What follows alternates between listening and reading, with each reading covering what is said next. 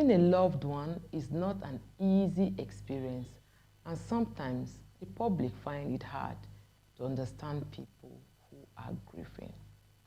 In order to educate you, today on 5 with Dr. May, I'll be talking about 5 stages of grief. You often hear people say when someone has lost a loved one, move on. You'll be fine. Time will heal all wounds.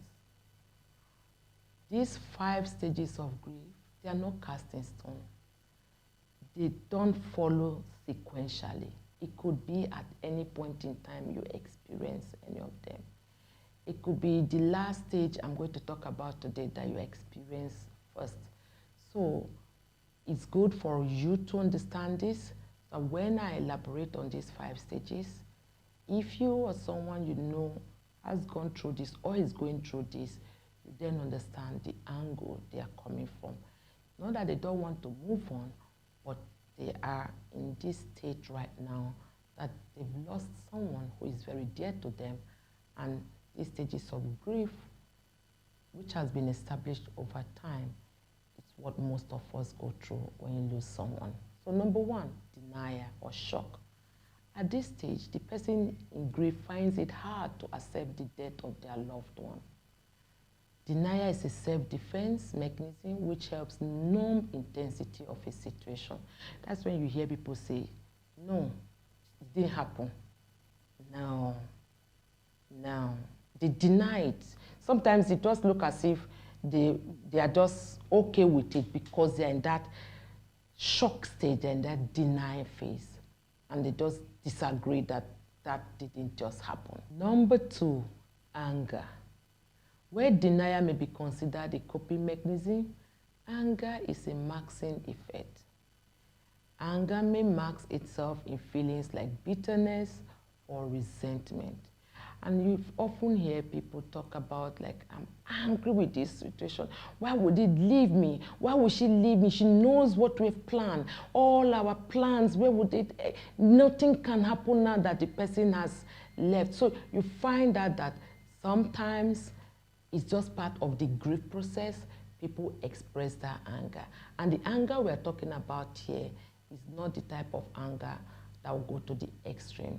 It may not be full on range. So it's important to understand that people that get angry when they are grieving is one of the processes that can occur. Number 3, bargaining. In the bargaining stage of grief, the person grieving may find themselves creating a lot of what if and if only statements. Religious individuals may try to make a deal or promise to God or a higher power in order for healing or relief from the grief and pain. Number 4, sadness or depression. At this point, the person grieving may isolate themselves in order to cope with the loss.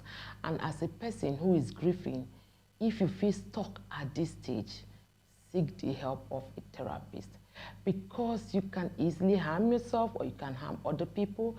You can even go into the full range of clinical depression. So it's important that you understand that one of the stages of grief could be sadness or depression.